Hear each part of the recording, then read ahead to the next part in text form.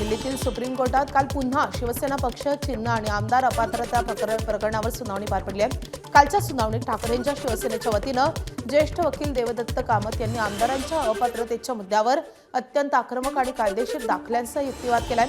विधानसभा अध्यक्षांचा निर्णय चुकीचा ठरवत न्यायालयानं उपमुख्यमंत्री एकनाथ शिंदे आणि त्यांच्या आमदारांना बंडखोरीच्या मूळ तारखेपासून अपात्र घोषित करावं अशी कामत यांनी सर्वोच्च न्यायालयाला विनंती केली आहे। सरन्यायाधीश सूर्यकांत, न्यायमूर्ती जयमाला बागची आणि न्यायमूर्ती जे.व्ही. मोहना यांच्या खंडपीठासमोर सलग 7व्या दिवशी या प्रकरणाची सुनावणी पार पडली आहे। दरम्यान ठाकरेंच्या शिवसेनेचे ज्येष्ठ वकील देवदत्त कामत यांनी सुभाष देसाई खटल्याचा दाखला देत विधानसभा अध्यक्षांवरील विश्वास नसल्यानं अपात्रतेचा निर्णय सर्वोच्च न्यायालयानंच घ्यावा अशी विनंती केली आहे। अध्यक्षांनी निर्णय घेण्यास विलंब केल्यानं सर्वोच्च न्यायालयात वारंवार यावं लागल्याचीही त्यांनी न्यायालयाच्या निदर्शनास आणून दिले। तसंच अपात्रतेचं तथ्य सिद्ध झाल्यास सर्वोच्च किंवा उच्च न्यायालय थेट आमदारांना अपात्र ठरू शकतं असे अनेक कायदेशीर दाखले उपलब्ध असल्याचा दावाही कामत यांनी केलाय। त्यानंतर विधानसभा अध्यक्षांनी पुरावे तपासण्याचे निकष चुकीचे लावले असतील आणि विधानसभेचा कार्यकाळ कमी उरला असेल तर प्रकरण पुन्हा अध्यक्षांकडे पाठवणं न्यायालय धरून नाही असा युक्तिवाद त्यांनी केला आहे। माननीय सर्वोच्च न्यायालयाने विचारलं होतं आम्हाला असा निर्णय घेता येईल का कालावधी लोटल्यानंतरचा, आणि म्हणून त्यांनी असंख्य उदाहरणं दिली। म्हणजे केरळाच्या कोर्टाचं दिलं, उत्तर प्रदेश दिलं, हरियाणा दिलं, अनेक कोर्टांमध्ये हायकोर्टांची उदाहरणं दिली आणि मग सुप्रीम कोर्टचं पण शेवटचं एक उदाहरण दिलं लेटेस्ट पण कलकत्ता कोर्टाचं दिलं की अशा पद्धतीनं जरी कालावधी इन प्रिन्सिपल म्हणजे ज्याला आपण म्हणू त्यांना डिस्क्वालिफाय करता येतं हे त्यांनी आज फार ठासून सांगितलं।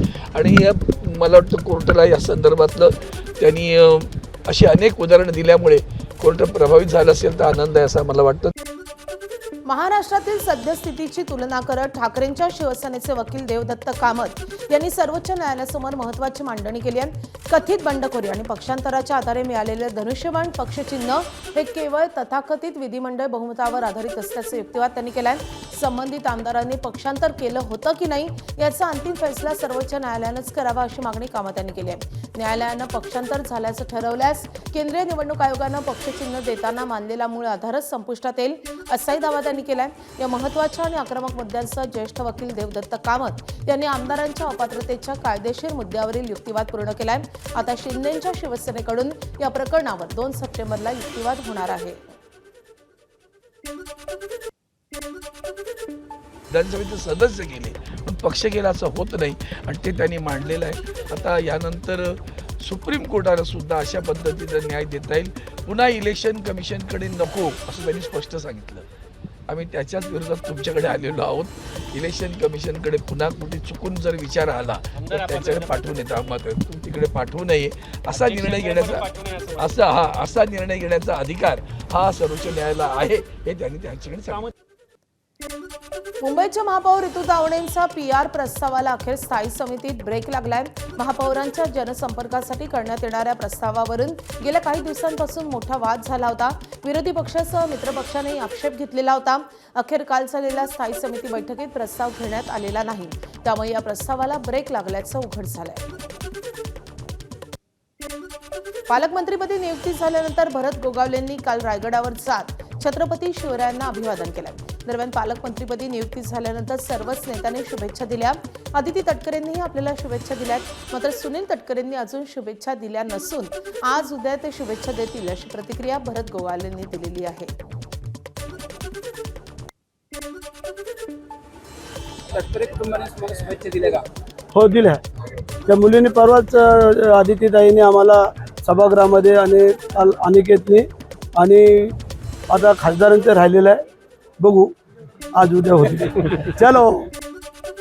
गणेशोत्सवापूर्वी मुंबई गोवा महामार्ग आपण ठीक करू असं आश्वासन रायगडचे नवनियुक्त पालकमंत्री भरत गोगावलेंनी दिलंय। पालकमंत्रीपदावर नियुक्ती झाल्यावर किल्ले रायगडाला गोगावलेंनी काल भेट दिली, त्यावेळी ते बोलत होते।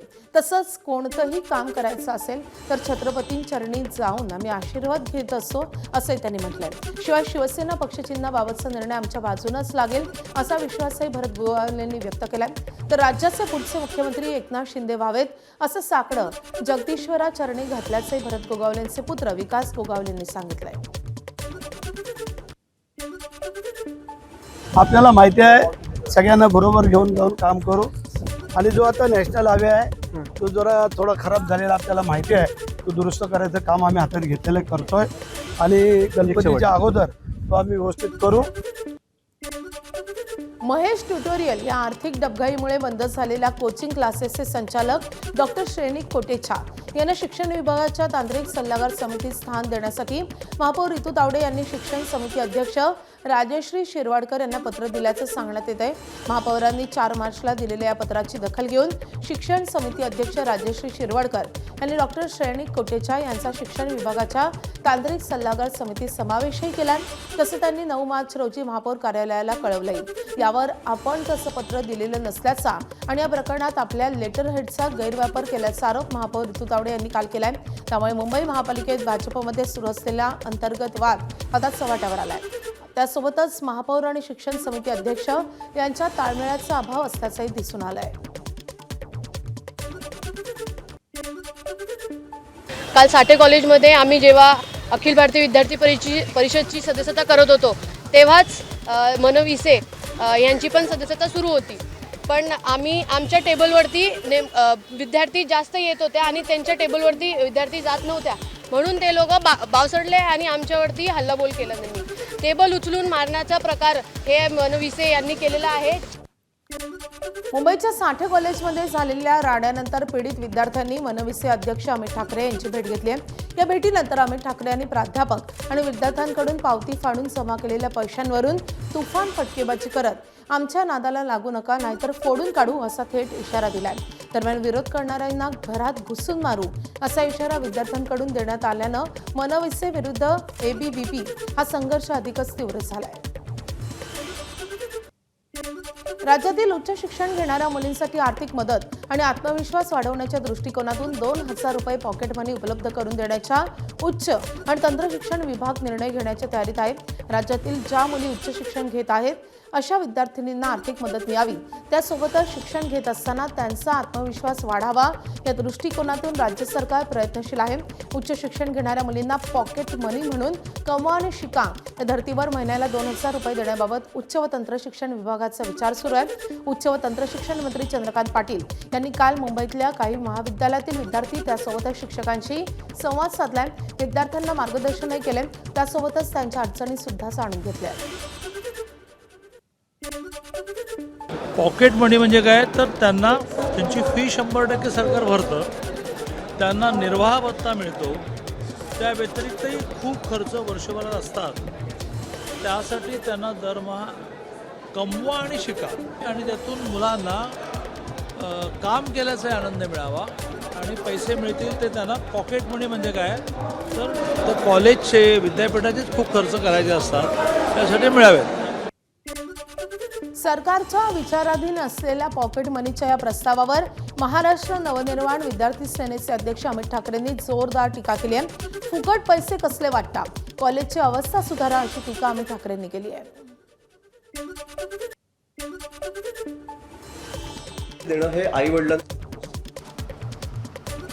जर त्या 2,000 मध्ये 2,000 माझ्या मुलाला नसतील द्यायचे मला आणि सरकार देत असेल उगाच, तर जबाबदारी सरकार घेणार आहे का? फुकट पैसे कसले वाटताय तुम्ही? कॉलेजची हालत पहिले नीट करा ना. कॉलेज लेवलला तुम्ही फुकट पैसे देताय. ज्या मुलांना आत्ता अक्कल येते, जे मुलं तरुण आहेत त्यांना माहीत नाही, त्यांना फुकट 2,000 रुपये आल्यावर काय होईल? मी जेव्हा पैसे देतो मी जबाबदारी घेतो ना तो काय करतोय. सरकार कुठून पैसे द्यायला लागलं फुकट? मॅच्युरिटी नाही होते त्यांना. फुकट पैसे दिल्यावर ह्या वयात फुकट पैसे दिल्यावर त्यांना कमवायची इच्छा राहील पुढे. 17 सप्टेंबरला मोदींचा पंतप्रधान म्हणून शेवटचा वाढदिवस अशी प्रतिक्रिया राऊतांनी दिली आहे. शिवाय या पदावरून मोदी गेले तर अमित शहा जाणार असा दावाही राऊतांनी केलाय. तर राहुल गांधी पंतप्रधान व्हावेत आणि स्वतःला गृहमंत्रीपद मिळावं अशी स्वप्न राऊतांना पडत असल्याचा पलटवार नवनाथ बन यांनी केला आहे. 17 सप्टेंबरला त्यांचा वाढदिवस आहे. वाढदिवस त्यांचा प्रधानमंत्री म्हणून जो शेवटचा वाढदिवस असतो तो त्यांनी आनंदात साजरा करावा. त्यांच्या भक्तांनी नाचावं, अंधभक्तांनी उड्या माराव्यात, गाणं बिणं गावं, पार्ट्या कराव्यात रात्री. नंतर पुढल्या त्यांनी प्रसंगाला सामोरं जावं. अमित शहा कधीच प्रधानमंत्री होणार नाही. मोदी गए तो अमित शाह भी गए ना, है क्या? एकावर एक फ्री आहे ना ते. संजय राऊत, आता तुम्हाला गृहमंत्री होण्याचं स्वप्न पडतंय. राहुल गांधींना तुम्हाला पंतप्रधान पदाचं स्वप्न पडतंय. आता 17 सप्टेंबरला मोदीजी वाढदिवसाचा केक कापतील आणि केक कापल्याबरोबर राष्ट्रपती भवनात जाऊन आपला राजीनामा सादर करतील आणि सांगतील की राहुल गांधींना पंतप्रधान करा. आणि मोदीजी दुसरी एक अट ठेवणार आहेत. संजय राऊत सांगायला विसरले. मोदीजींची दुसरी अट आहे की संजय राऊत यांना गृहमंत्री करा. मुंबईत मराठी भाषा न येणाऱ्या रिक्षा आणि टॅक्सी चालकांवर सुरू झालेल्या कारवाईचा आजचा दुसरा दिवस आहे. या मोहिमेमुळे प्रादेशिक परिवहन विभागानं नियम उल्लंघन करणाऱ्यांवर देखरेख आणि दंडात्मक कारवाई तीव्र केली आहे. राज्याचे परिवहन मंत्री प्रताप सरनाईक यांनी दिलेल्या माहितीनुसार प्रादेशिक परिवहन विभागाच्या वायुवेग पथकाद्वारे ही तपासणी केली जाते. मुंबईत काल मराठी भाषेवरून 1268 रिक्षा टॅक्सी चालकांना परिवहन विभागानं नोटीस बजावली आहे आणि आरटीओने ही कारवाई केली आहे. मराठी शिकण्यासाठी 1 महिन्याची मुदतवाढ देण्यात येते. न शिकल्यास 3 महिन्यांसाठी बॅच निलंबित केला जाईल.